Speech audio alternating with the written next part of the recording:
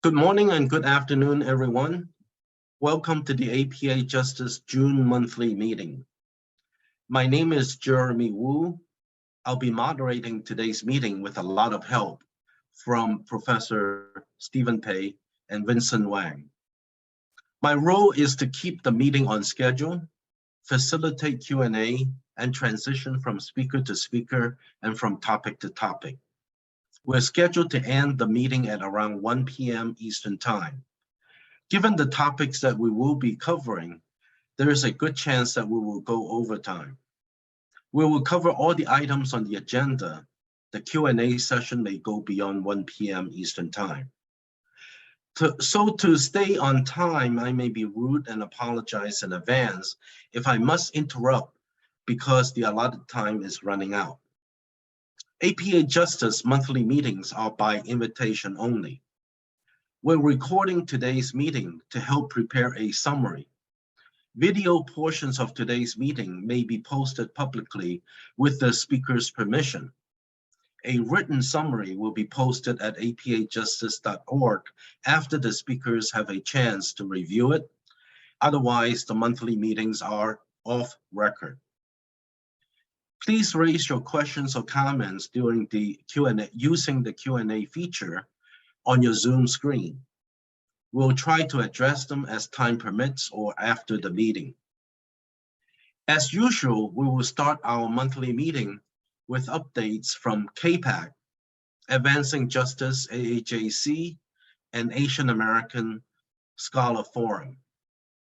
However, instead of Nisha, John, and Gisela opening the meeting, we're going to have Casey Lee, Policy Advisor for the Congressional Asian Pacific American Caucus, Johanna Durman, who is the Director of the Anti-Racial Profiling, National Security and Civil Rights Program at Advancing Justice AAJC, and Mary Tablanti, Associate Director of Strategic Communications at the Asian American Scholar Forum. They will be giving us their respective updates today. So welcome, Casey, Johanna, and Mary. We will cover two major themes today. The first is on warrantless surveillance. The second is on alien land bills and laws. We welcome Lisa Goitein to speak on the first topic of reauthorization of Section 702 of FISA, which is due to expire on December 31st, 2023. Since the enactment in 2008, the government has engaged in mass warrantless surveillance of phone calls, text messages, emails, and other electronic communications between Americans and foreigners under Section 702. Lisa will explain where the reauthorization process stands and why all Americans, including Asian Americans, should be engaged in the process. APA Justice is working with Lisa, ACLU, and other organizations in convening a webinar on this topic sometime in June. So welcome, Lisa. Following Liza will be Clay Zhu to give us an update on the civil lawsuit that was filed on May 22nd on behalf of a group of Chinese citizens and a real estate firm in Florida against the enactment of Florida's Alien Land Bill, Senate Bill 264. The lawsuit is joined by ACLU and Asian American Legal Defense and Education Fund. We're privileged to have Ashley Gorski, Senior Staff Attorney of ACLU, and Bethany Lee, Legal Director of ALDEF, to join and give us brief comments from their perspectives. Following Clay, Ashley, and Bethany, I will turn over the moderator role to Professor Pei to lead the discussion of alien land bills at the state and federal levels. Haipei Shue, President of United Chinese Americans, and Texas State Representative Jean Wu will lead that report and discussion. So with that, are there any questions or matters at this point that should be brought up? If not, Casey, would you take the floor and start our meeting today with updates from CAPAC? Thank you. Thanks, Jeremy. Hi, everyone. My name is Casey, Policy Advisor for CAPAC, substituting for Nisha today. We just have one major update for you all since we all talked last time. On May 25th, CAPAC Chair Judy Chu, along with CAPAC Housing Task Force Chair Al Green, introduced the Preemption of Real Property Discrimination Act.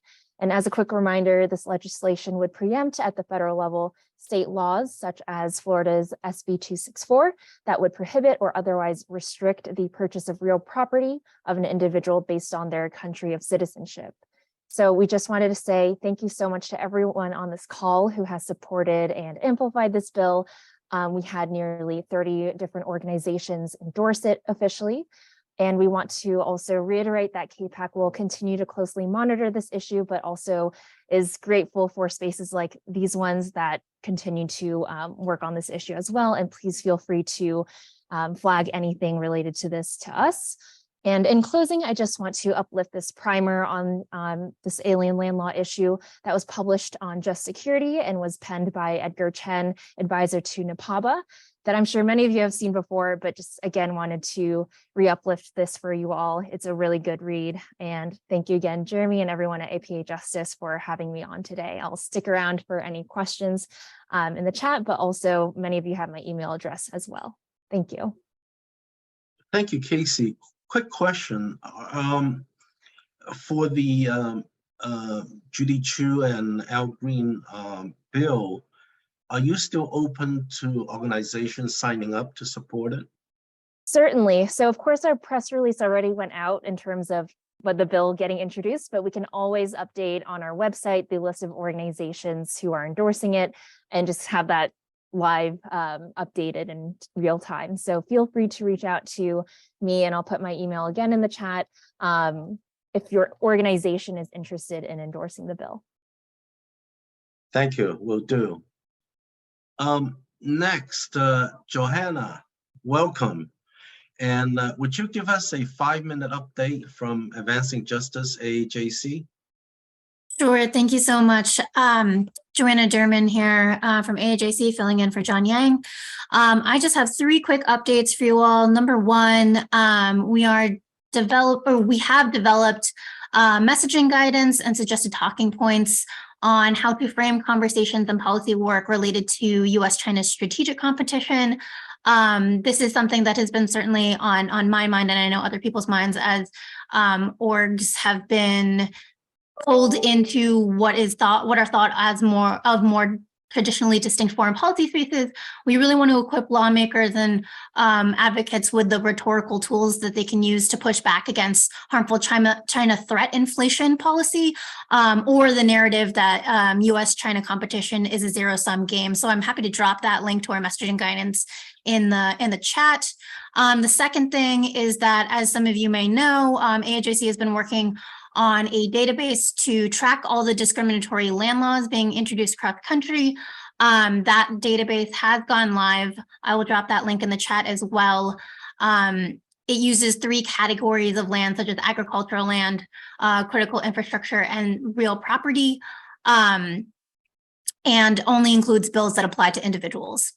I'm happy to answer any questions about the scoping of that database and how it complements other databases out there. And then the last thing that I'll mention is that we do have a forthcoming bill analysis guide. We're hoping to publish that in the next couple of days, and it would allow anyone, so lawmakers or advocates, to conduct a quick review of U.S.-China legislation and determine its potential for immediate harm. So we're hoping that folks will use this to evaluate land laws, of course, like I said, but also U.S.-China legislation more broadly. And we're encouraging folks to consider certain criteria when determining how to frame opposition to this type of legislation. So ask questions about, or in the vein of, has this policy response been tailored and is proportional to the identified threat? Have there been specific hearings or studies to justify the measures being taken? What are the harms that might be felt by Americans and American businesses if these policy proposals were to be enacted? So again, that is forthcoming. We're hoping to publish that in the next couple of days with a consultation by certain congressional offices, including CAPAC. So I'll drop those links in the chat to the two things that I mentioned up top, and you can look forward to the third in the next coming days. Thanks so much. Thank you very much, Johanna, and also congratulations on your new role as the new director for the Anti-Racial Profiling, National Security, and Civil Rights Program. Thank you so much. Next, Mary, would you take the floor for up to 5 minutes and update us on the activities of Asian American Scholar Forum? Thank you, Jeremy, and everybody for having me. Once again, I'm Mary Tablante, and I lead AASF's media and communications, and I'm filling in for Gisela Kusakawa today. Just 3 pretty quick updates. First of all, AASF is very excited to announce that we have launched a video series entitled Project Pioneer, and it's really to highlight the significant contributions that Asian American immigrant scientists have made to not just the country, but to the world. And this is a partnership with the National Science Foundation. And the first scientists that we are highlighting under this are Dr. Simon Z, Dr. Raj Reddy, Dr. Frank Chang, Dr. Nasir Ahmed, and Dr. Teresa Meng, and all of whom are trailblazers in our history and society. So I'm going to just paste in the chat our emails and contact information if you would like to be informed, or if you know of any other organizations or leaders who are interested in learning more or perhaps interviewing on this series. And then second, ASF has had a number of meetings with the Biden administration. Most recently, Gisela and ASF President Yasheng Huang met with Undersecretary Jose Fernandez, and they wanted to really discuss the importance of Asian American scholars and researchers. And they were very thankful that they were able to have this meeting to work together for a brighter future for scholars and meeting. And the goal is to continue meeting with high-level officials to educate them on our issues and make sure that the voices of the scholar community are at the table. And all of these updates today are also on our website under press releases on asfforum.org. ASF joined a few organizations, including the Society of Chinese Bioscientists in America, the Chinese American Hematologist and Oncologist Network, and the Chinese Biological Investigator Society, in a letter that raised concerns about widespread investigations of Asian American and immigrant scientists. And one reporter called this NIH's own China initiative, and this letter was published in Science magazine. So you can also read that letter on asfforum.org. And then on a bright note, we want to congratulate our members, Professor Xiaoxing Qi, for his impactful win for his appeal, and members Professor Gang Chen and Professor Shihong Lin and Yi Sui for their elections to the National Academy of Sciences. And we were very thrilled to hear that they were elected into this prestigious academy. And let's see.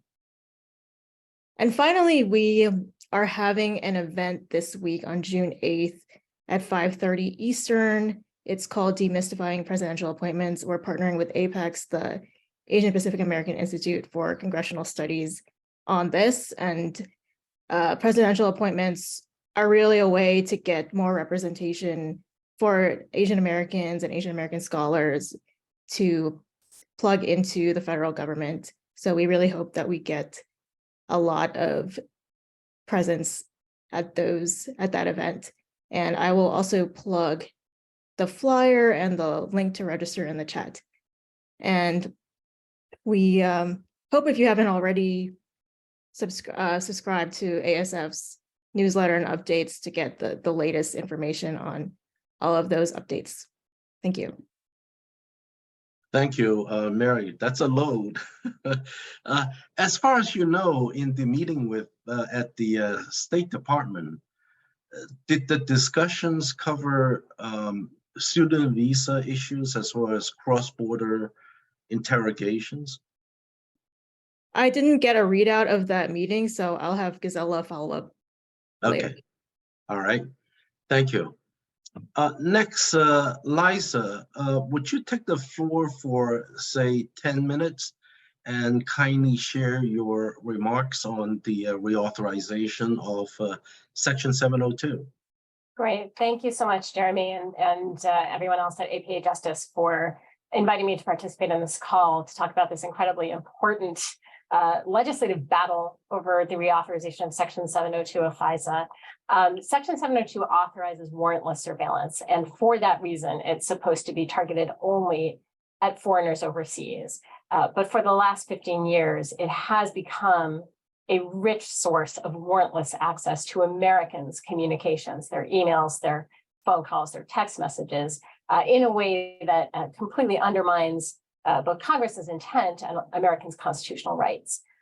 There have been a series of really scandalous revelations over the past 3 years, mostly through declassified FISA court opinions and government reports about the government using Section 702 to spy on Americans because of their race, nationality, or ideology. And I don't need to tell you that Asian Americans and Chinese Americans in particular are extremely likely to be victims of these types of abuses. The Brennan Center's position is that Congress should not be reauthorizing Section 702 without significant, really sweeping reforms. So let me back up a bit and explain more about what Section 702 is and how it works. Section 702 was passed after 9/11 to make it easier to conduct surveillance of suspected foreign terrorists. It allows the government to acquire the communications and other personal data of almost any foreigner overseas without an individualized court order, including that person's conversations with Americans, communications with Americans. The FISA court plays no role at all in approving the target, in contrast to when the government wants to conduct surveillance of an American. And the court's role is limited to conducting general oversight, which mostly consists of approving the procedures for surveillance once a year.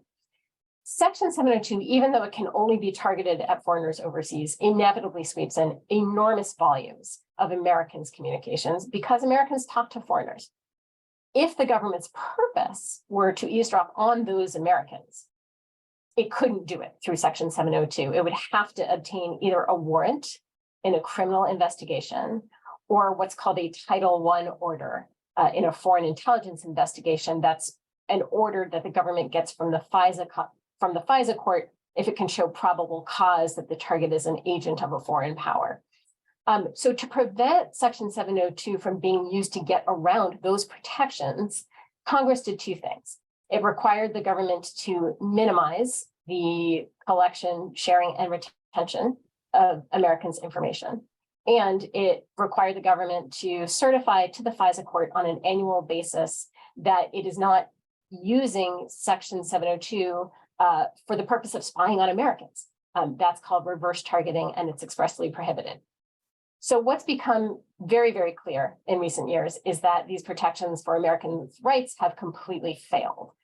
Rather than actually minimizing the sharing and retention of Americans' data, the NSA, which collects the data in the first instance, routinely shares portions of it with the FBI, the CIA, and the National Counterterrorism Center. And all of those agencies retain the data for a functional minimum of 5 years.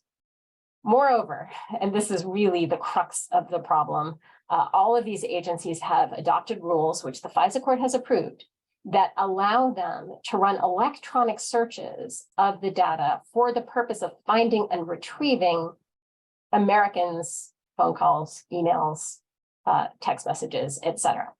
So having certified that they are targeting only foreigners overseas and therefore they don't have to get a warrant, as soon as they actually have the data in hand, they start rummaging through it looking for Americans' information.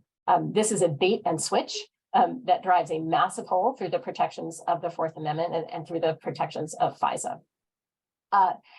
Now, for a long time, we had no idea how many of these searches the FBI was conducting because it basically refused to say, but we did learn last year that the FBI conducted around 200,000 of these what's called backdoor searches in 2022 alone. So that's more than 500 warrantless searches for Americans' communications every day. Congress and the FISA court have made some efforts to rein in these searches at least a little bit by imposing certain limitations, but the FBI has consistently violated those limitations. When Congress last reauthorized 702 in 2018, it included a requirement for the government to obtain a warrant for a very, very small sort of subcategory of these backdoor searches. As small as that subcategory is, it has still been triggered probably over 100 times, at least 100 times, according to the government's reports, between 2018 and now. But as the government has also reported, the FBI has never once complied with this warrant requirement out of all these 100 times. For other investigations outside this very, very narrow subcategory, the only limitation is a rule approved by the FISA court that these searches have to be reasonably likely to return foreign intelligence or evidence of a crime. That's a pretty low bar, but even so, FISA court opinions starting in 2018 have found that the FBI engaged in widespread violations, that's the court's term, of that very low bar. To name just a few examples that show up in the FISA court opinions and in government reports, FBI agents searched for the communications of 113 people who were arrested in connection with protests over the police killing of George Floyd. 19,000 donors to a congressional campaign, a US congressman, a local political party, 2 Middle Eastern men, that was in quotes, that's I guess what the FBI agents referred to them as, whose sole offense was that a witness saw them loading boxes of Drano into a vehicle. Multiple US government officials, journalists, and political commentators, and others. I know many of you are aware of the case of Professor Zhaoxing Shi, a physics professor at Temple University who was prosecuted based on false charges that he had shared secret information about superconductor technology. Those charges were the result of the government's misreading of emails that the government had intercepted. The government ultimately had to drop the charges, but only after significant damage to Dr. Shue and his family. Dr. Shue has filed suit against the government, and in that suit, he alleges that the government accessed his emails using Section 702 of FISA. So that is one example. So the very first thing that we believe Congress must do as a precondition for any discussion of reauthorization is to close this backdoor search loophole, which it can do by requiring any government agency that wants to conduct one of these searches to obtain either a warrant in a criminal case or a FISA Title I order in a foreign intelligence investigation. There are a couple of other issues and solutions with respect to 702 that I want to mention, and I'll see how much I can get through. I might be able to only get to one of them given the time, but the first one relates to the permissible scope of surveillance. When 702 was enacted, government officials and lawmakers described its purpose as preventing terrorist attacks. As the threat of terrorism has become less salient, the government's description of 702's value has shifted. So officials are now touting the law's usefulness in combating cyber attacks, fentanyl trafficking, and of course, espionage attempts by China and other major powers. However, no threat of any kind is required to conduct Section 702 surveillance. The law permits surveillance of any foreigner abroad as long as a significant purpose of the collection is to acquire foreign intelligence. And that term is defined in the law extremely broadly to include any information relating to the conduct of US foreign affairs. So a conversation between friends about trade policy between the United States and China would justify surveillance under this definition. So, this overbroad scope of allowable surveillance has privacy implications, not just for the foreign targets, but for Americans as well. The larger the pool of permissible targets, the larger the scope of incidental collection. And when the government is allowed to collect the communications of just ordinary private citizens overseas, that greatly increases the chances that it's going to be picking up just wholly innocent conversations between Americans and their friends, colleagues, and relatives abroad. And I think that's a real risk for scholars and scientists who are often working with colleagues on an international basis, because of course, knowledge has no borders. So another widely discussed reform is to limit the permissible pool of targets to those who are likely to have some information about specific threats to the United States or its interests. Now, unfortunately, that's a very difficult thing to define in a way that will completely prevent mischief, but we can do a lot better than the current lack of any limitations in the law. There's one more set of issues that I could talk about, but I'm not sure, Jeremy, if I have time. Why don't you finish the thought? Oh, okay. Okay, yeah. So the last issue that I wanted to raise applies, basically the issue is that FISA, including Section 702, applies only to domestic collection of intelligence, namely collection inside the United States or from US-based companies. Overseas collection, for the most part, isn't subject to any legislative limits or judicial oversight whatsoever. It's governed only by executive order, primarily Executive Order 12333, which has far fewer protections for Americans' privacy than FISA or even than Section 702. This distinction between domestic collection and overseas collection might have made some sense in 1978, which is when FISA was passed and this distinction was incorporated. At the time, domestic surveillance generally meant surveillance of Americans, and overseas surveillance generally meant surveillance of foreigners. That's obviously not true today. Digital communications travel all over the world in places that have nothing to do with where they were sent and where they're received. The fact that foreigners' communications were being stored and routed inside the United States was one of the main reasons the government said they needed to enact Section 702, but they kind of skipped the second part of that issue, which is that Americans' communications are often routed or stored overseas in ways that can, in some cases, remove them from FISA's protections and expose them to EO 12333 surveillance with all of the lack of protections that entails. And that's a particular risk when the government engages in bulk collection, which is sort of indiscriminate dragnet collection that doesn't involve any specific targets. And that's something the government does under 12333, but not under Section 702. So this is an anachronistic sort of state of affairs that leaves Americans' private information extremely vulnerable. The other key thing that really has to happen during this reauthorization is for Congress to legislate limits on Executive Order 12333 surveillance programs that affect Americans, that pull in Americans' information. And those limits should include, at a minimum, a warrant requirement for backdoor searches, because backdoor searches also happen in this context. So I'll leave it there. There's actually a lot of other issues and problems with 702, and what advocates are hoping is that there will be a unified and strong call for broad surveillance reform as part of the Section 702 reauthorization. And there really is so much bipartisan skepticism of Section 702 this year, which is not something we've seen previously. And so that is leverage that we think it is very important to use to try to accomplish reforms, not just to Section 702, but to other authorities that are enabling warrantless collection of Americans' Fourth Amendment protected information. Thank you, Lisa. Obviously, this is a complex issue with a lot of broad implication. And it has been around since 2008, at least for the Section 702.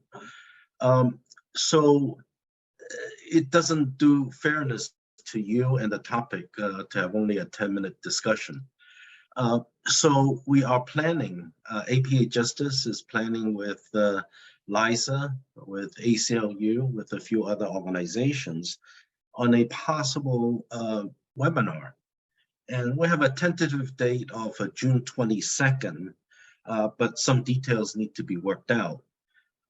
But I think that would give us a chance to look at more details and context in terms of where the process is, the reauthorization process is, and in deeper insights about the reforms that are needed in some details. And more importantly, I think perhaps most importantly, what can the Asian American communities do or should help on such an issue? Because I think we're still at the awareness stage in some degree, but I think many of us have also participated in the reauthorization process about 6 years ago.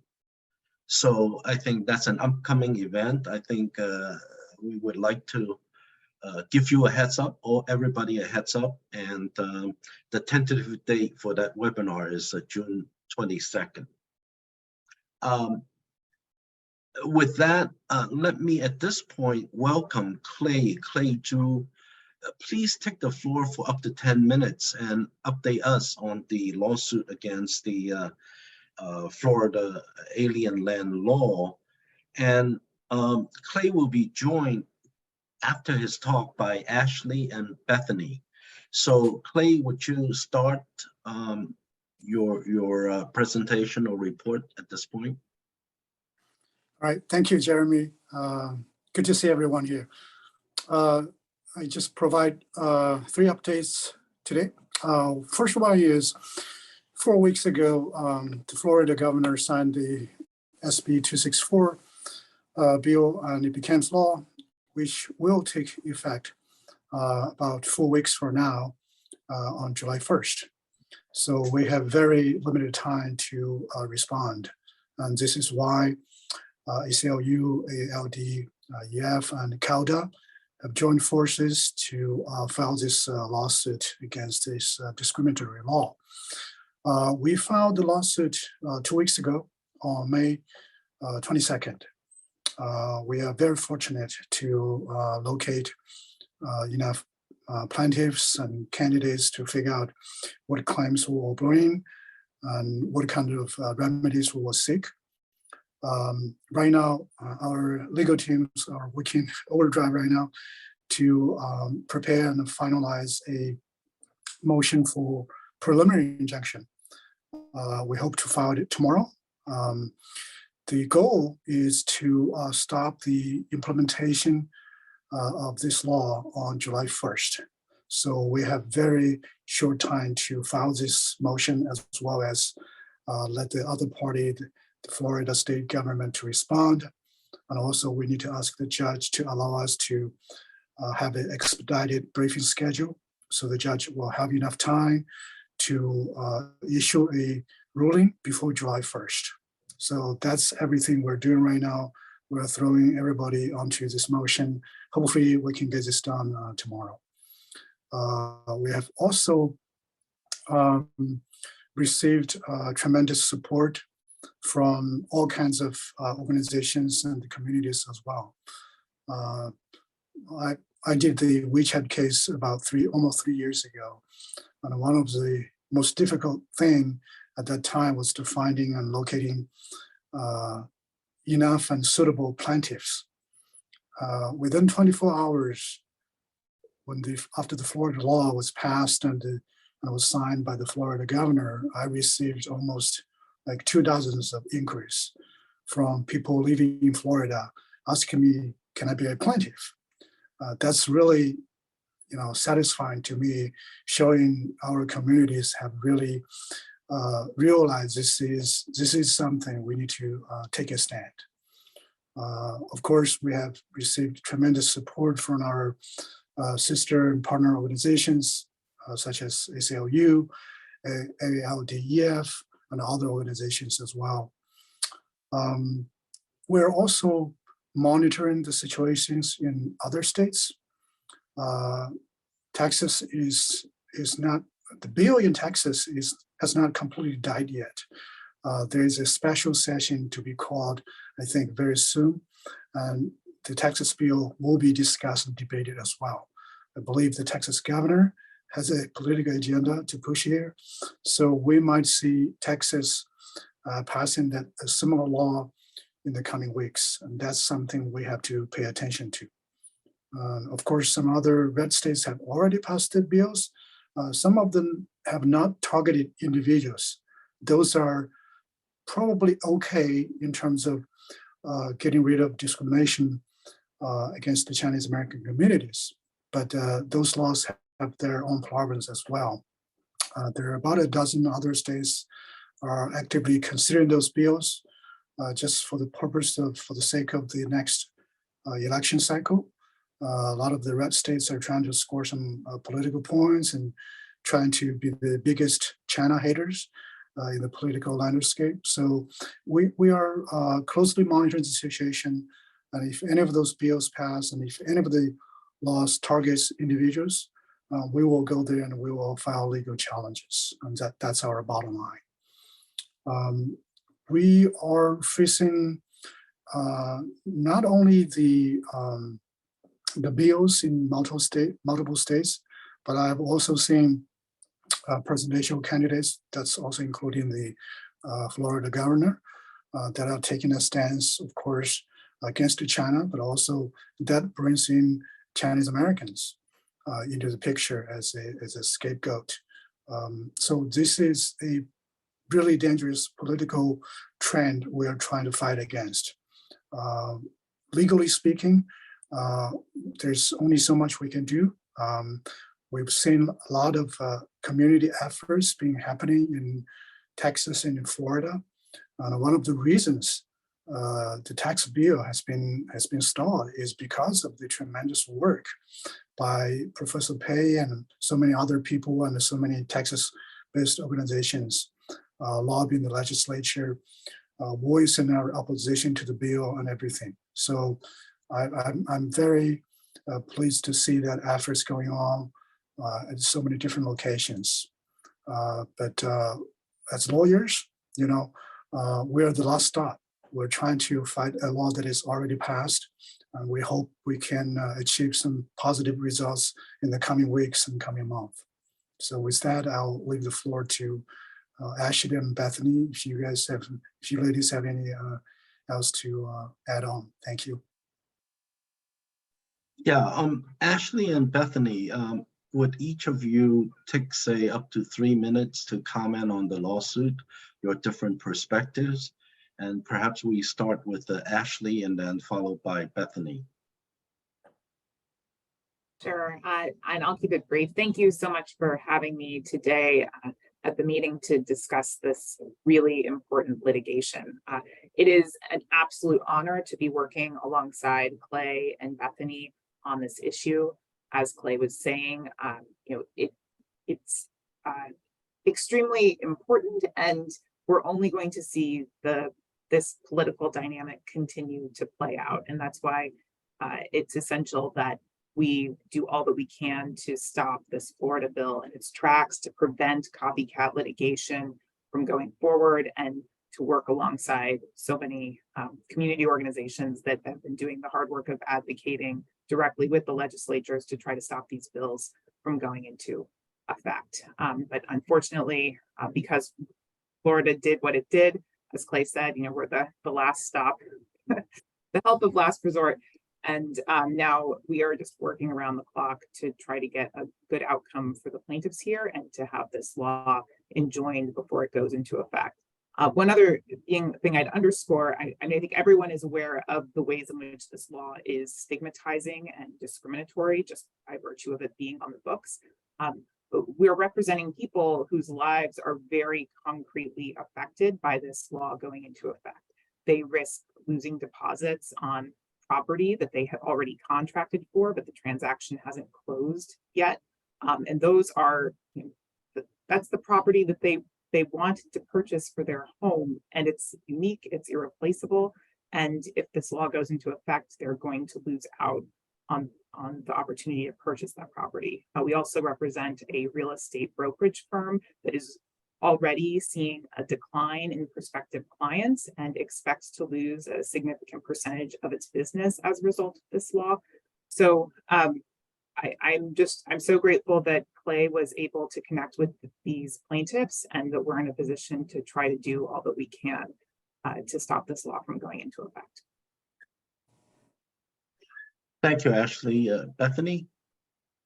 Thanks, and thank you for the invitation to speak today. I would echo the thanks and awe for co-counsel in the fast work on this case, just given the tight timing and the amount of effort that's already gone in so far, as well as going forward.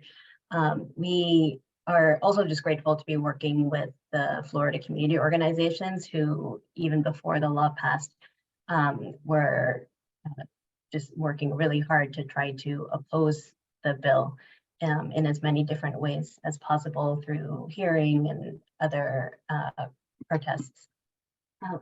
The work that we're doing here on this case and just paying attention to a lot of the anti-China initiatives is just very much in line, unfortunately, with the work that we have done in the past.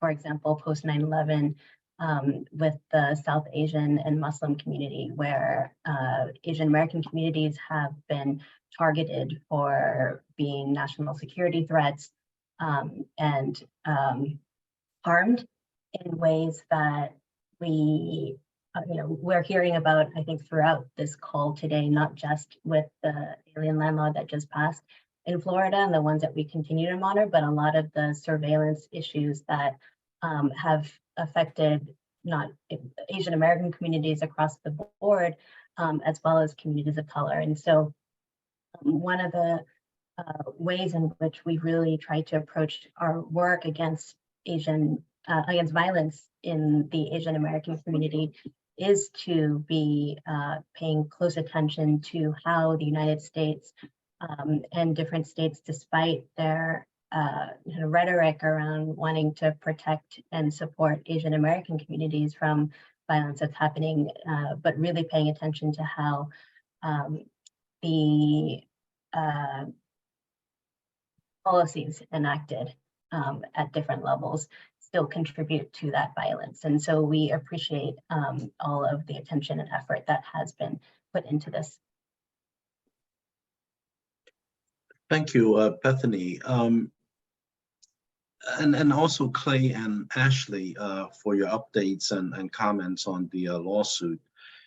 We certainly wish you the best, and please stay. I'm sure that there are few questions in the Q&A session on the lawsuit. At this time, let me turn the moderator role to Professor Stephen Pei, who has been working tirelessly for the past 6-7 months on the alien land bills. And Stephen will also kick off the Q&A session after Haipei and Jean. So Stephen, would you take that away? Take the floor away? Yes, thank you, Clay, Ashley, and for all your work you have been doing. I think that the next one, Haipei Shue, the president of United Chinese American, I think, are you still in Florida? Yeah, Haipei was in Florida since Friday, and he held a leadership retreat with the Florida Chinese community leaders to summarize what they have learned and how do they move forward. In addition, I think UCA, led by Haipei, is also working with many local organizations across the country. So I think that, Haipei, would you give us some statewide perspective, nationwide perspective? Where are we and how do we move forward? Well, thanks very much, Stephen. I'm still in Florida. I came, as Stephen said, just a couple of days ago over this weekend, putting together a 2-day get together, what we call a strategic Chinese American community leadership retreat. What we got is that we have about 60 people attending it. We have mostly Chinese American community leaders in different cities. We have up to 6. We have 6 cities, except basically all Florida cities has come down to, their leaders have come down to Orlando, with the only exception of Tallahassee for some technical reasons. So basically we have had a whole statewide retreat. Now this retreat grant was started by, was given to us a long time ago by Civic Leadership USA, a Chinese American foundation based in Florida, California.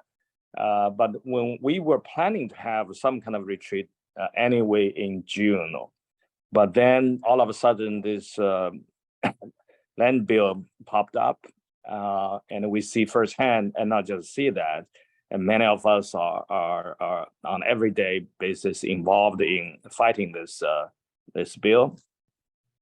So that become a new purpose, a new sense of urgency. So we have to incorporate a lot of that into this first retreat in Florida. So I have to say that so many of our attendants of the retreat have shared so much about their life experience, their aspiration, and they want what they want to do from now on. They described the days before April 19th, which is the day when the Chinese community here went over to Tallahassee to protest and to provide a testimony to the legislature. They described the previous whatever their life is before April 19th as their previous life. And they are saying that basically that from that day on, many in the Chinese American community had a new life and a new purpose. And that is the driving force behind our retreat and during the retreat. We had a first ever Chinese American C4 organizations born out of this protest movement. The C4, for those of you who are not very sure about that, is IRS designation that allows a group to be engaged in political activities much more broadly than typical C3. So a first C4 organization has been born. The name of that is Florida Asian American Justice Alliance, FAAJA, in short, FARJA. They have picked many leaders, different cities, to form this FARJA, and in a way it becomes a coalition of some sort within the Chinese community in Florida. I can tell you that the passion of our community has never been this high to be engaged in civic and political activities. And many of us, especially I'm talking about local leaders who attended, are actively talking about how they are going to get engaged and organize a community for 2024, not just for presidential election, but perhaps more interested in getting some legislators out and support some others who supported us. So this is something we have never seen in Florida before. And to some extent, we are also seeing, I'm taking the advantage of this 1 minute here, just to say that at this time, right now, Chinese American communities in Louisiana, in Alabama, are still fighting for the bill that impact their life in their states. And I think in Louisiana, maybe there will be a final Senate floor vote today, that's kind of going to seal the fate of that bill. And then the only option left for going forward will be the governor's veto of that. So it is something that impacts the Chinese community countrywide. And this is, I have always said that actually I want to thank the politicians to give us the best tools to mobilize our community like never before.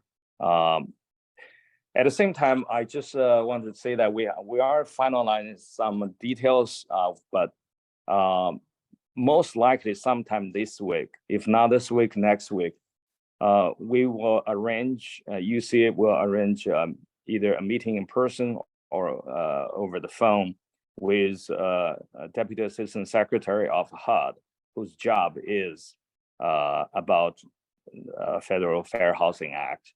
What we want to do is that we want to ask, request, and maybe even force the federal government to come out with opinions about the discrepancy between the federal law and the state law, in this case, the Florida law, and how can real estate agents be loyal to both bills, which are very different. So all these are happening, and more are coming. We are going to do similar retreat in other states that have been affected by such laws. And we are also going to be prepared for next year. I think for many of the states where this law has been introduced and failed, more are coming next year for presidential election year. Thank you. Thank you, Haipei. I think that the next one will be Texas State Representative Jin Wu. I think Haipei gave a good perspective of what's happening in one state. Actually, I think he also covered much more than one state. We actually have about 10 state alliances at this moment trying to collect the information, lessons were learned over the past several months. And actually, many of these people from California all the way to East Coast, Georgia, South North Carolina to Florida, they also attend Jin Wu's weekly town hall meeting starting in February and weekly every Sunday evening. I think this town hall is really becoming a focus of all the grassroots organizations across the states. They were caught by surprise at last minute or even after the fact the bill has been passed. And I think Jin served a very important role between the grassroots, and I think he's going to Washington, D.C. soon. Casey Lee's here. I think he can tell you how many times they want to remind me to keep in close contact with the Washington, D.C. And now you have more time now to do that. I think you will be the spokesperson for the grassroots for us. So at this point, may I turn you over to Jin? Please share with us your perspective. Sure, thank you. Can you hear me? Yes, we have. Yeah. Okay. Yeah. So I'm gonna apologize in advance. My court hearing got pushed back till now, so I'm waiting for them to come yell at me to get into the courtroom. But thanks for having me on again. You know, I echo a lot of the things that Haipei and Dr. Pei have already said. You know, this was a real challenge for us in the legislature, and I didn't think that we could pull it off, because one of the things that, you know, I've come to realize in my decade of office is that the Asian community, especially the Chinese community, is not well organized, and you know, but I think because of the importance of this and because how angry the community became over this law, that we saw massive organization efforts and some real key leaders stepping up to fill the gap. And that's how we were able to defeat this. And I know a lot of people keep saying that, you know, I played that you know, that I did it, but I'm telling you, I didn't do it. You know, the real key that changed this was the community's participation, the protests that we did, the constant stream of contacts with legislators during the legislative process, to the point where even some Republicans were afraid to touch this. And I think you can see this very clearly in other states that did not have a strong Asian presence in the legislative body, like Louisiana, Florida.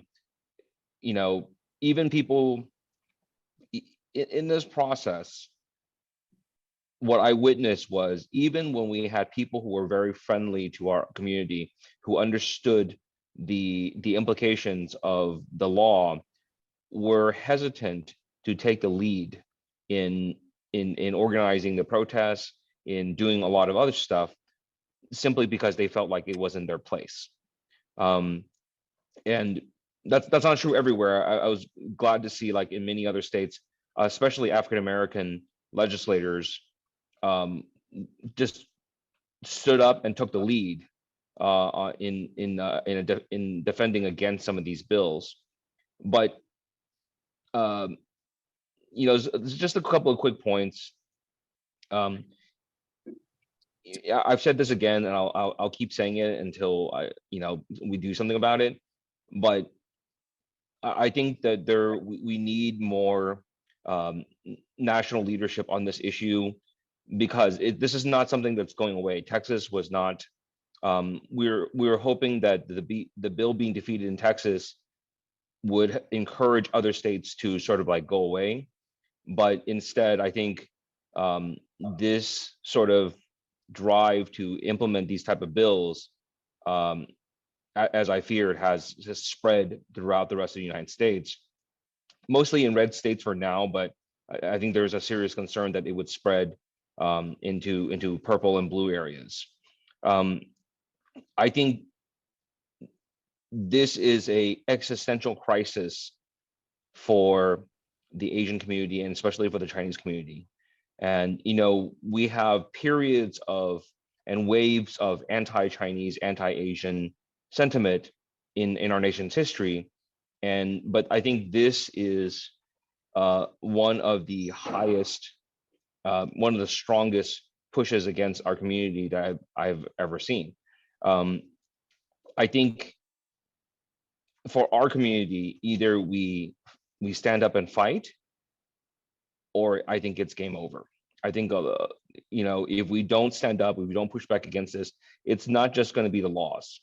I think the laws are just the tip of the wave, the crest of the wave of coming anti-Asian hate.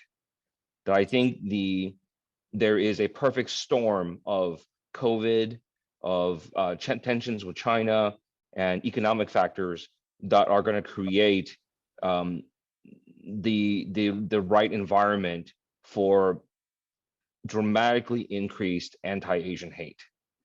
And so I think it should be incumbent upon all Asian communities to start a campaign nationally to say, like, this crap is wrong, right? It is racist to hold Asian Americans responsible for what happens in other parts of the world when you don't do that to anybody else.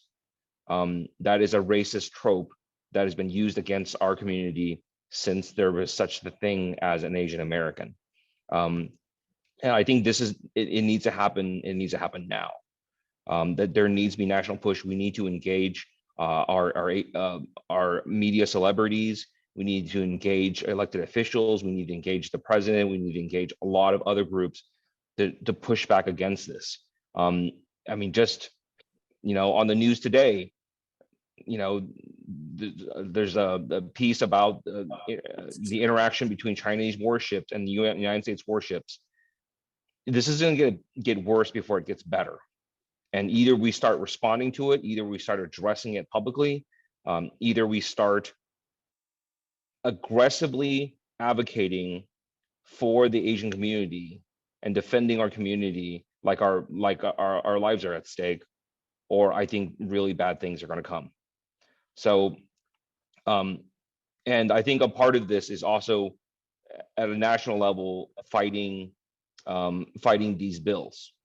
and I very much appreciate what CALDA and other groups have done in filing a lawsuit in Florida, but there's other states and there's other places, and I hope we can wake up our community more so than they are now and get everyone engaged. Thank you, Jim. I think there's a question for you before you got called into the courtroom. Do you think the news media in Texas covered these land bills fairly? Both the mainstream newspaper, TV, as well as the Chinese language media. Did they cover this topic fairly? And that's actually a really, really good question. And part of what made the difference in Texas was that we changed the narrative about what the bill was about. So, you know, the legislation was very, very carefully drafted. You know, they use the terms of foreign citizens, right? And for the vast majority of the public, for the vast majority of the media, people don't understand what that means. They don't understand the implication of what saying foreign citizen means. They don't understand that that means all immigrants. That including dual citizens. And part of the win in Texas was that the community went and helped change this narrative and went out not only in the Asian media, but people went and talked to TV stations, talked to newspapers, and when they talked, they said like, "Hey, I want to be very clear that what the law is actually saying is that it affects immigrants, that it affects green card holders, that it affects visa holders, and it'll affect dual citizens." And so this is a long way to answer your question. So at the very beginning, even very dedicated newspapers, very smart newspaper reporters just talked about it as Chinese citizens because they didn't understand the legal ramifications of saying that. But over time, the narrative changed from Chinese citizens to Chinese immigrants, Chinese green card holders, Chinese permanent residents, Chinese visa holders, EB5 visa holders, business visa holders, investors, Chinese investors. So once that language changed, the public's perception of it changed. And I can see it in some of the articles written about Florida. Florida's, oh, sorry. Oh, you drop out. Can you still, okay, my screen, you can still hear me, right? Okay. Yeah. So like some of the articles written about the Florida bill reflect like the early parts of 147 that the Florida articles still talk about it in terms of Chinese citizenship, right? But they don't mention that Chinese citizenship means all immigrants. Okay. And I don't think they make that a very clear distinction. And I think that's one of the places where that the advocates, that our groups as a whole need to go out into the community, need to go out into media and correct people. If we find articles that are written in that way, we need to make an effort to go change it and correct it. And for reporters to understand one by one that what these laws actually mean. And I think sort of the aspects that don't get covered correctly are like talking about how these types of legislation drive anti-Asian sentiments, right? And then and I say, and I always tell them, I don't say, I specifically did not say anti-Chinese, because for non-Asians, nobody knows the difference. Nobody knows the difference between Taiwanese, Chinese, Japanese, Korean, anything, right? You just see us all as Asians and you just assume everyone's Chinese. And so when there's anti-Asian hate, it gets spread to every community. So I think those are key points that at first they were not being covered fairly. But because of the efforts of the community, we made sure that the articles in the future were written in a way that were correct.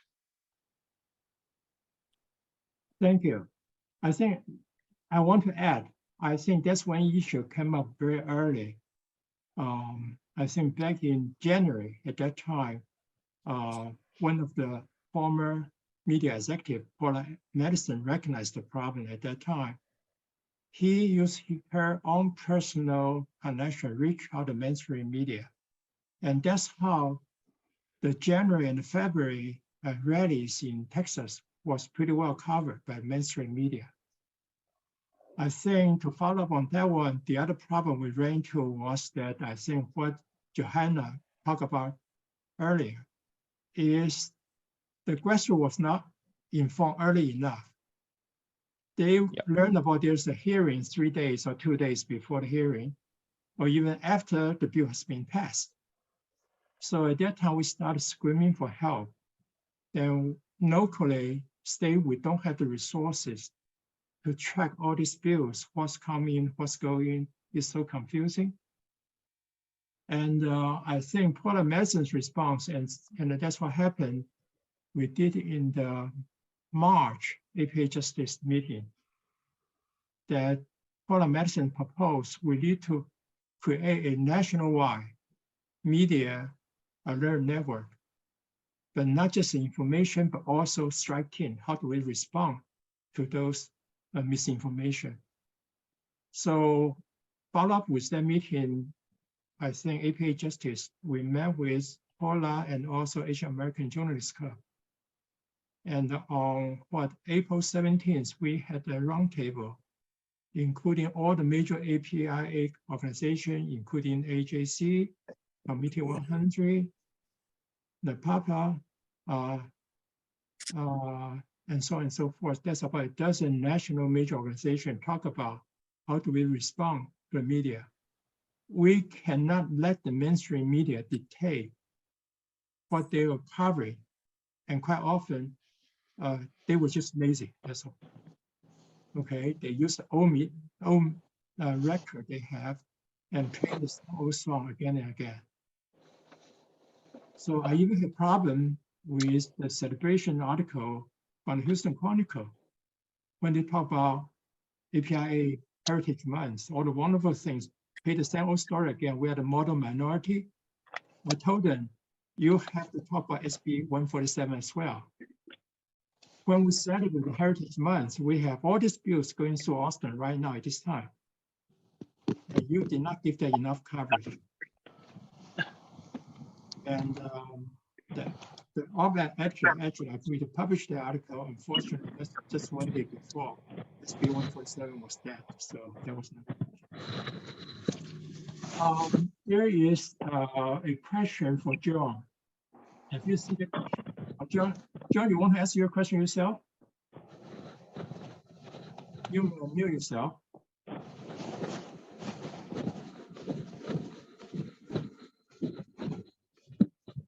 Okay. Jim, can you see the question for you? What question? John have offered his assistance to the Florida legislators to file a declaration. Oh, here's a John. Hey, John. Speak for yourself. Hi. Oh, no, I didn't have a question. I just wanted to, I commend everybody for all the hard work they're doing. And I wanted to just observe that while some bills are limited to citizens and permanent residents, et cetera, everybody is affected by this. If you have a name that's not a totally Western name, you're affected by this, by real estate developers and real estate who will, as we know from our work in the immigration related area, people are perceived as non-citizens for a lot of different reasons. So this is a widespread, it crosses a lot of different communities. I just wanted to say that from my work as Assistant Secretary for Fair Housing in the Obama administration and in the Clinton administration on immigration issues, I have offered to the Florida litigators filing a declaration about the discriminatory impact across the community, and also something we've done in other challenges to local laws dealing with immigration and housing is to there are a number of former assistant secretaries in this field who file amicus briefs when it comes time to that at the appellate level. But happy to help anybody in any way. Oh, that'd be great, John, to hear that. Yeah, I also see the Aga Chan from NCAPA is also in the audience. I think he also attended Jean's town hall meeting yesterday evening and gave a lot of advice to the Louisiana people. Aga, do you want to say a few words?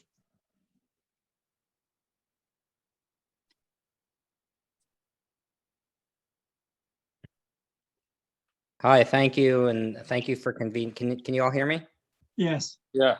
Thank you for convening this. I think that Representative Wu had some great advice about how we have to, oppose such legislation in a multifaceted way, in a cross-disciplinary way, because economic arguments and stakeholders, including industry and business. And I know in Texas, the real estate industry is really important. And in other states, it's going to be a different industry that will be important.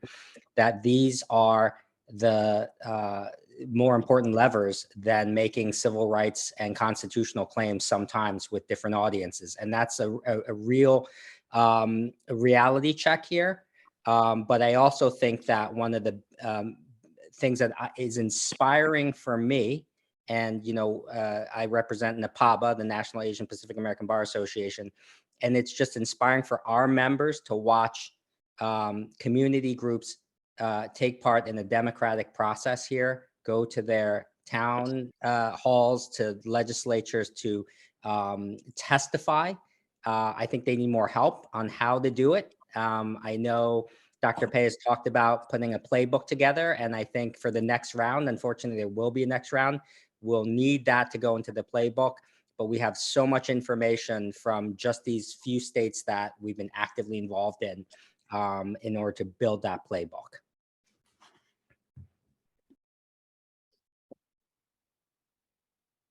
So Henry Tan, do you want to speak for yourself?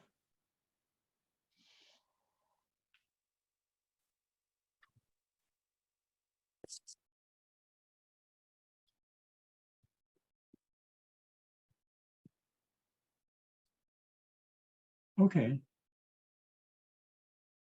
Alan, you want to have a question? You want to say something? Yes, this is Henry Tang. Yes. May I speak? May I ask a Yes, question? please. We can hear you. Yeah. Yes, hi. Good to Hi, how good are to you? see you again. I'm doing well. How are you? Oh, I'm great. I just want to ask Representative Wu, and you are our representative in the center of all of this, and you've done a great job. You mentioned, for instance, that there needs to be an awareness with the media in separating.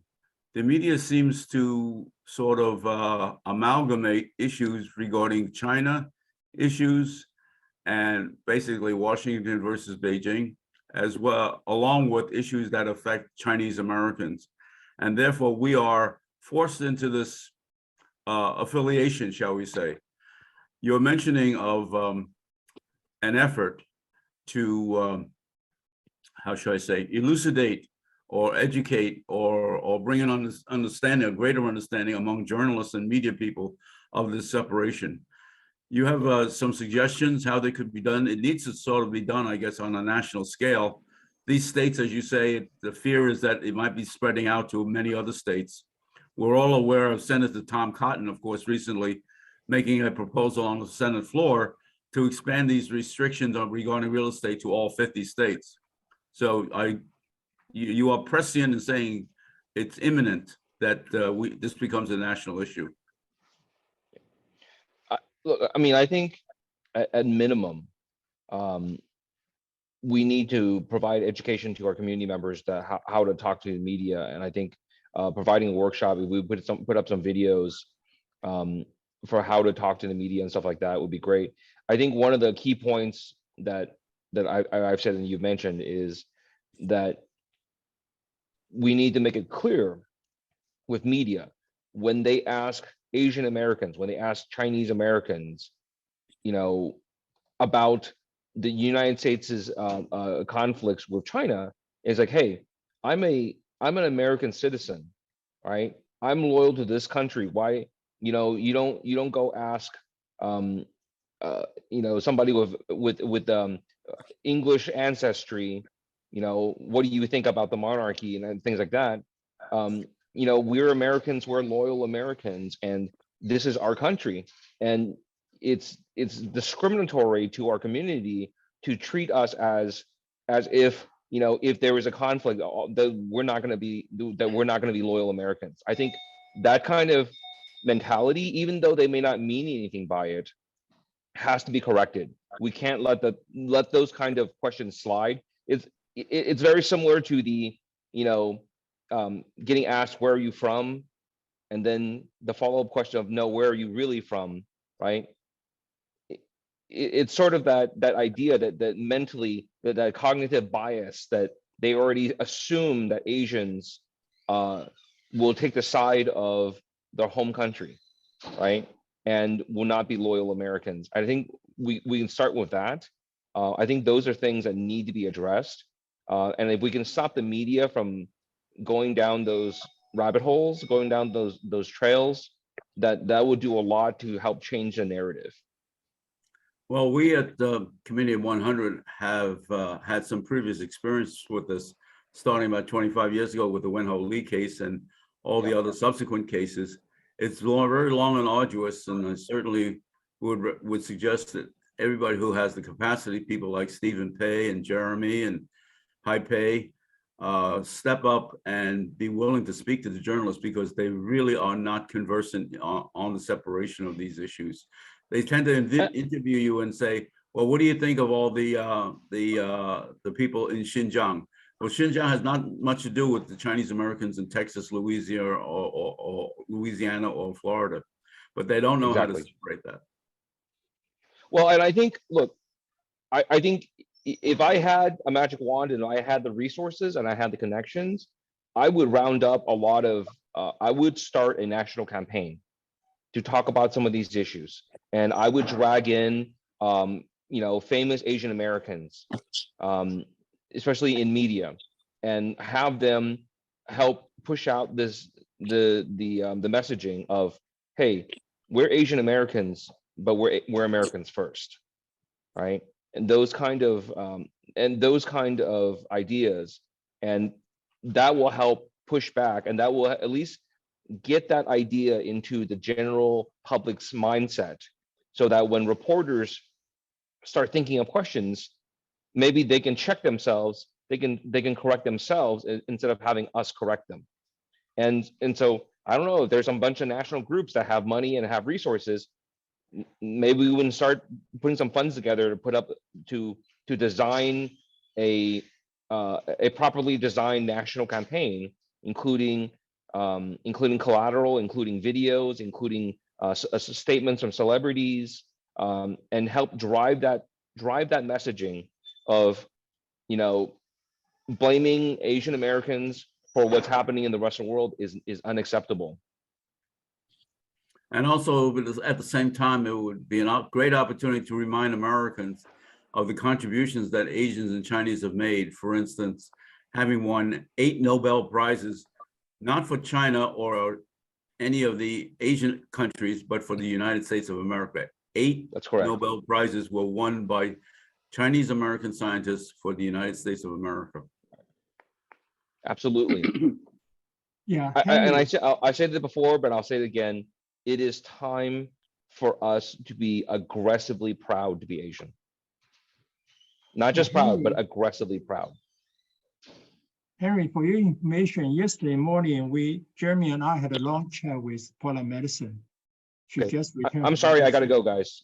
Okay, thank you, Jim. Appreciate it. Take care. Henry, so we had a long chat with Paula Madison yesterday, and she has already engaged Helen Zia. So Helen Zia agreed to bring the whole Winston Chin institution into this campaign. We have to turn offensive at this point. We cannot stay passive. I think we have to be proactive. I think, Jeremy, do you want to comment on that? If not, I think I see the Lisa's. Oh, Jeremy, you're here. Yeah, just quick response. This is still evolving, but rapidly evolving. So Henry, your idea of a natural network along with the Gene's suggestion, that is actively being worked on at this time. So Great. more will be coming out pretty soon. Fantastic. Very much needed. I've spoken to former Justice Department officials who are in private legal practice now, who indicated that while they were in the Justice Department, that they really didn't, let's just say they took great license in the confusion. And associating, such as we just experienced with the China Initiative and our good friends, all the scientists, I think they knew what they were doing, but they let the confusion exist because it was convenient. And that's something we all have to work on in separating. And Jeremy, you, Stephen, and Haipei have been the leadership of this, and we should all follow in your stead. Cindy, do you have anything you want to add? Sure. Hi, everyone. So speaking on behalf of Committee of 100, although Henry just spoke for us, but I do want to bring attention to some of the work that we have already done that may carry over here. So we know from our work with the China Initiative and the rhetoric coming out of DC, there was some education required of our elected officials. And so currently you can find on our website an anti-Asian hate glossary that was shared out to Congress staff, senators and their staff. And we also provided, for those that were appropriate, also a diplomatic language guide. We have seen elected officials do better in how they speak about the US-China tension. And so I think we can take some of those learnings and bring it over to the media and to our reporters and journalists.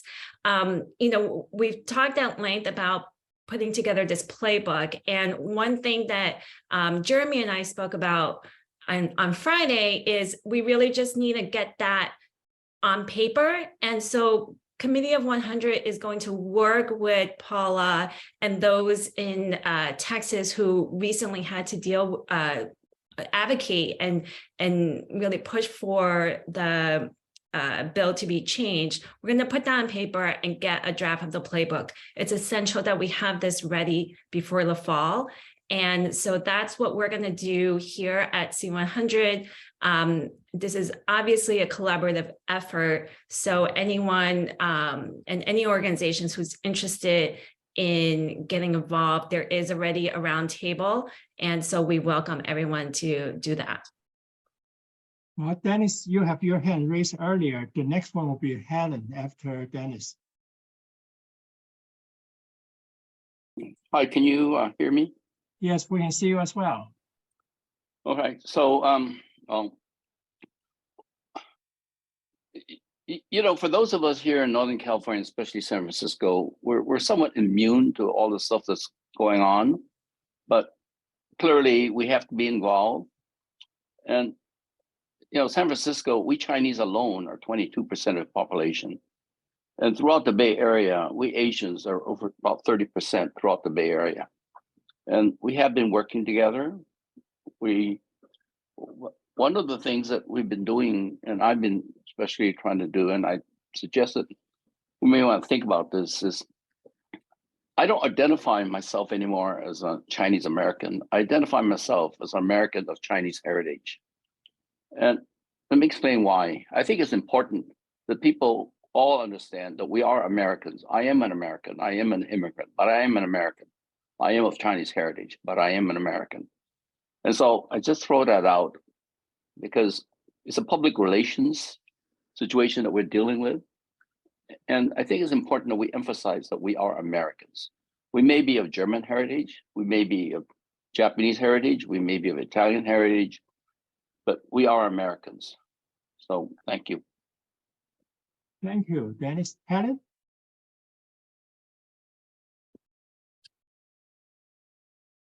You're mute. Please Sorry. unmute. Yes, hi, everyone. My name is Dr. Helen Shue. I work with Dr. Stephen Pei in Houston, also organized the Texas effort since day one, working with Representative Jing Wu. One of the challenges, really big challenge we face is really to bring more grassroots and bring more allies together. In Texas, we're fortunate to have leaders like Representative Jing Wu and Congressman Earl Green, who really been standing with us in all of these battles. But in other states, it may not happen like this way. And so, as I mentioned, one of the biggest challenge is really to educate the community. Community means the legislators and their staff, community leaders, especially Asian American community leaders, as well as really the grassroots level. So on all of those three fronts, we need a really large efforts in building the advocacy and building the educational effort. Otherwise, most people don't understand how this is impacting them, and most people felt that this has nothing to do with them, and even among the Chinese Americans. And some of the Asian Americans are even supporting bills like this because they felt, okay, this can push, the Chinese immigrants out, and I'm happy, and get them out, and I have less competitions. So that kind of zero-sum game behavior is very apparent, not only just in Asian community, but also in all of the communities across the board. So we just actually got off from a SB 147 Texas Roundtable organized by national organizations. I really appreciate Dr. Pei and also some other colleagues on this call. I felt really there's an urgent need to form national coalition and task force group to bring all our community leaders and legislative leaders together, as what Representative Jing Wu just said. This need to be a national campaign, a really movement building, and work like this have been done before, like the civil rights movement. And essentially we are repeating the history, and this time the people who are going to make a difference is us. So the time is now, and it's for us to lead. And this is why we need bring all the organizations and leaders together and come up with ways and how different pieces of the games can be moved together. Thank you. Thank you, Helen. I think we're approaching the 90 minutes mark, so let me turn it back to Jeremy. Jeremy? Thank you, Stephen and everyone. Let me close by making a comment and a question. There were various references about a national network and strike forces, and I think you heard some of us talk to Paula Madison, and we have been working together since late March, early April about the concept of a national alert network, as well as strike teams, strike forces, depending on the issues that comes up. So that is in progress. We had Paula just came back from China, and I think on the second day she came back, it was 8 o'clock in the morning that we had a pretty long discussion about this, and so there will be more coming out soon on that front. And I think we had a roundtable on April 17th, and this is the continuing work from that roundtable. I think about 10 or 11 organizations, national organizations, plus state and local organizations participated in that roundtable. So my message there is that more is coming. The second question I have, if Clay is still on, and Bethany is still on, I think Ashley might have dropped off. And it's hopefully a short, quick question. What can individuals and organizations do with the pending lawsuit in Florida? We heard references about amicus briefs, but not everybody can file amicus brief effectively. There was offer from John, who was a former administration official in the housing area. And so the engagement of those officials may also be beneficial. So in general, are you also looking for additional legal partners in the lawsuit? And those are some of the questions that I have, and I wonder whether you have some brief answers to that as we get close to the end of the session here. I will start. I believe Bethany is still here. We have enough lawyers on the case right now, because not only we have ACLU, AALDEF, and just yesterday, one of the largest law firms in the country, Quinn Emanuel, has agreed to join to work on the case pro bono. They will send their top lawyers to work on the case. So I think we have a pretty strong legal team on this case. In terms of amicus brief, Bethany, I believe she's working with several experts on Asian American immigration history. I believe someone from Korematsu Center, as well as a professor from UC Davis. And this morning, I just received another inquiry from a professor in the Bay Area that I have worked with in the past. I believe they're going to work on a amicus brief to focus on the history of the Asian American immigration in this country, and to show that, you know, more than 100 years ago, the alien land law was in place and was later being struck down and repealed by the courts and by state legislatures. And Florida is just basically trying to turn in the clock back. So we all need to understand what happened 100 years ago and what is happening right now. And Bethany, if you have more updates on the amicus brief, feel free. That's right. I think we're also hoping for an amicus brief, at least on this initial stage, from real estate industry type groups in Florida, just trying to chase that down and see if that'll work out in the short time period, just to kind of illustrate some of the practical realities of what this law even means. For example, if a vaguely Asian person walks into a real estate agency, are you supposed to immediately demand a passport? You know, like so those types of things we'd like to be able to highlight on a practical level. And then I thought, I'm just getting some emails on this, separate but related in some sense to the Florida case, and definitely this, all of that everyone's been talking about today. I thought I'd drop in the chat case, an espionage related case, a false espionage related case in Boston that Worker Center has alerted us to. He's a local union member and is beginning to try to figure out. So I thought this particular group might be interested in this. Thank you, Bethany. We're about to close, but I see Chuck Woe pop up on the screen. Chuck, do you have a quick question or comment?